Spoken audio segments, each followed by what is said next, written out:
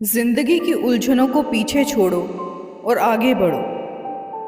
जब हमारा जन्म हमारी मर्जी से नहीं होता और मरण भी हमारी मर्जी से नहीं होता, तो इस जन्म मरण के बीच में होने वाली सारी व्यवस्थाएं हमारी मर्जी से कैसे हो सकती हैं। इसीलिए कर्म करो, बाकी सब ईश्वर पर छोड़ दो। अच्छा दिखने के लिए मत जियो, बल्कि अच्छा बनने के लिए जियो।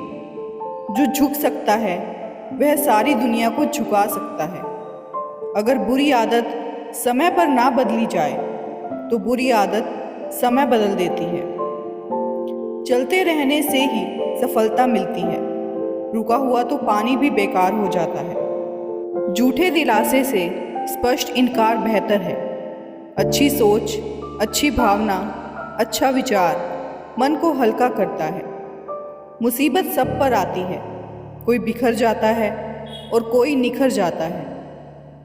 बेटी बनकर आई हूँ, माँ बाप के जीवन में बसेरा होगा। मेरा कल किसी और आंगन में, क्यों ये रीत रब ने बनाई होगी। कहते हैं आज नहीं तो कल बेटी पराई होगी। दे के जन्म पाल पोस कर जिसने हमें बड़ा किया, और वक्त आया तो उन्हीं हाथों ने हमें विदा किया। टूटकर बिखर जाती है हमारी जिंदगी, वही फिर उस बंधन में प्यार मिले जरूरी तो नहीं। क्यों रिश्ता हमारा इतना अजीब होता है। क्या बस यही बेटियों का नसीब होता है। क्या बस यही बेटियों का नसीब होता है। जब से परीक्षा वाली जिंदगी पूरी हुई है, तब से जिंदगी की परीक्षा शुरू हो गई है। आज मुझे एक नया अनुभव हुआ। अपने मोबाइल से अपना ही नंबर लगाकर देखा।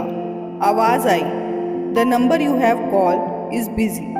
फिर ध्यान आया, किसी ने क्या खूब कहा है, औरों से मिलने में दुनिया मस्त है, पर खुद से मिलने की सारी लाइनें व्यस्त हैं। कोई नहीं देगा साथ तेरा यहाँ, हर कोई यहाँ खुद ही में मशगूल है। जिंदगी का बस एक ही उसूल है यहाँ, तुझे गिरना भी खुद है और संभलना भी खुद है। हम भूतकाल में जाकर आरंभ को बदल नहीं सकते, लेकिन हम जहाँ हैं वहाँ से एक नई शुरुआत कर अंत को बदल सकते हैं। विचित्र दुनिया का कठोर सत्य। बारात में दूल्हे सबसे पीछे और दुनिया आगे चलती है। शमशान यात्रा में व्यक्ति आगे और दुनिया पीछे चलती है, यानी दुनिया खुशी में आगे और दुख में पीछे हो जाती है। अजब तेरी दुनिया, गजब तेरा खेल। मोमबत्ती जलाकर मुर्दों को याद करना और मोमबत्ती बुझाकर जन्मदिन मनाना। पाने को कुछ नहीं, ले जाने को कुछ नहीं, उड़ जाएंगे एक दिन तस्वीर से रंगों की तरह। हम वक्त की टहनी पर बैठे हैं परिंदों की तरह। ना राज है जिंदगी, ना नाराज है जिंदगी, बस जो है वो आज है जिंदगी। आपके पास मारुति हो या BMW, सड़क वही रहेगी। आप टाइटन पहने या रोलेक्स, समय वही रहेगा। आपके पास मोबाइल एप्पल का हो या सैमसंग, आपको कॉल करने वाले लोग नहीं बदलेंगे। आप इकोनॉमी क्लास में सफ़र करें या बिजनेस में, आपका समय तो उतना ही लगेगा। कमाई छोटी या बड़ी हो सकती है, पर रोटी की साइज लगभग सब घर में एक जैसी ही होती है। भव्य जीवन की लालसा रखने या जीने में कोई बुराई नहीं है, लेकिन सावधान रहें, क्योंकि आवश्यकताएं पूरी हो सकती हैं, तृष्णा नहीं। एक व्यक्ति ने एक बड़ा सा घर खरीदा। घर के पीछे लॉन में आम का एक पेड़ था। उसे आम बहुत पसंद थे। गृह प्रवेश कर वह घर में रहने लगा। कुछ दिन बाद पड़ोसियों ने कहा, घर के बारे में वास्तुशास्त्री से तो विचार करवा लेते। तो वह एक वास्तुशास्त्री को लेने चल पड़े। जब वह वास्तुशास्त्री को लेकर आ रहे थे, तो रास्ते में उन गाड़ियों को रास्ता दे देते जो उन्हें ओवरटेक करना चाहती थी। यह देख वास्तुशास्त्री बोले, आप ऐसा क्यों कर रहे हैं? उसने कहा, हो सकता है इन्हें जल्दी हो, कुछ ज़रूरी काम हो। गांव के करीब पहुंचे तो एक बच्चा भागता हुआ जल्दी से निकला। उसने गाड़ी तुरंत रोक ली। थोड़ी देर बाद दूसरा बच्चा निकला। वास्तुशास्त्री ने फिर पूछा, आपको कैसे पता कि दूसरा बच्चा आएगा? उसने कहा, बचपन में हम लोग भी अकेले कहाँ खेलते थे। एक बच्चा भागता हुआ जा रहा है, इसका मतलब दूसरा बच्चा ज़रूर होगा जिसके साथ यह खेल रहा है। वास्तुशास्त्री मुस्कुराए, फिर दोनों आगे बढ़ गए। अपने घर के पास पहुँचे तो गार्ड ने दरवाज़ा खोला। देखते हैं 5-7 पक्षी उड़ते हुए पीछे से आ रहे हैं। उसने कहा, थोड़ी देर बाद चलते हैं। पक्षी उड़ते हुए गए हैं। हो सकता है कि पड़ोस के कुछ बच्चे आम तोड़ने पेड़ पर चढ़े हों। उन्हें लगेगा कि घर का मालिक आ गया है, तो जल्दी जल्दी उतरने में उन्हें चोट लग सकती है। वास्तुशास्त्री फिर बोले, अगर आप बुरा ना माने तो एक बात कहें? उसने कहा, ठीक है, बताइए। वास्तुशास्त्री बोले, सच तो यह है कि आपको मेरी ज़रूरत ही नहीं है। व्यक्ति घबरा गया। बोले, आपकी सेवा में कोई कमी हुई हो तो माफ़ करिए महाराज। वास्तुशास्त्री बोले, गड़बड़ी कुछ नहीं हुई। आपको वास्तुशास्त्री की ज़रूरत है ही नहीं। आप अपने से ज़्यादा दूसरों का इतना ख्याल रख रहे हैं। आपके यहाँ कोई वास्तु दोष हो ही नहीं सकता। व्यक्ति भी मुस्कुराया और बोला, अरे प्रभु, आपका यह बड़प्पन है। आप यहाँ तक आ ही गए हैं तो एक बार घर के अंदर आइए, जलपान तो करिए। अपनी गृहस्थी को कुछ इस तरह बचा लिया करो। कभी आंखें दिखा दी, कभी सर झुका लिया करो।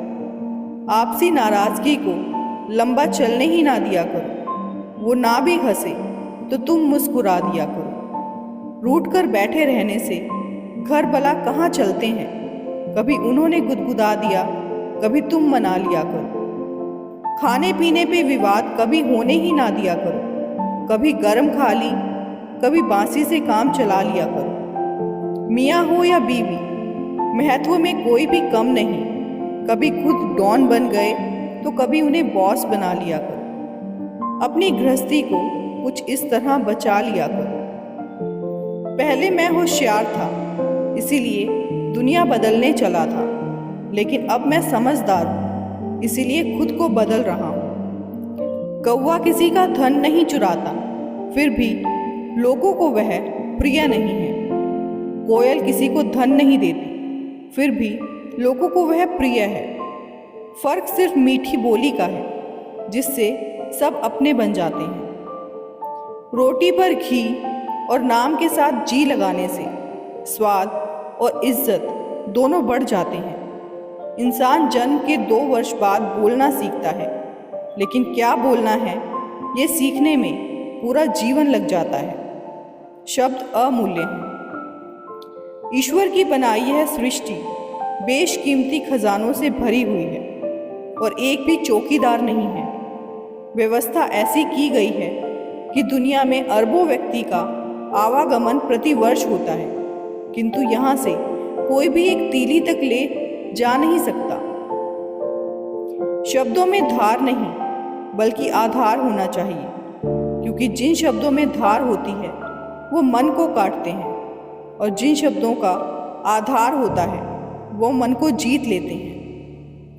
मैंने 3 तरह से लोगों को हमेशा परेशान देखा है: वफादार, मददगार और दिल के साफ। बाकी दोगले और चापलूस तो हर जगह फिट हो जाते हैं।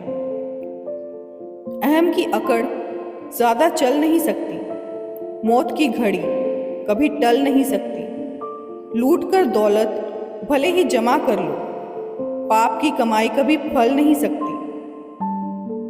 जिंदगी परिवर्तनों से ही बनी है।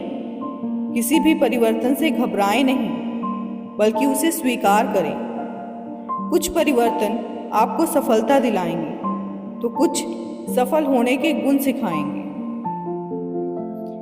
दोस्तों, अगर आपको आज की वीडियो अच्छी लगी हो तो वीडियो को लाइक, शेयर और चैनल को सब्सक्राइब ज़रूर कर दीजिए। आगे भी इसी तरह की वीडियोस को देखने के लिए, वीडियो में अंत तक बने रहने के लिए आप सभी का बहुत बहुत धन्यवाद।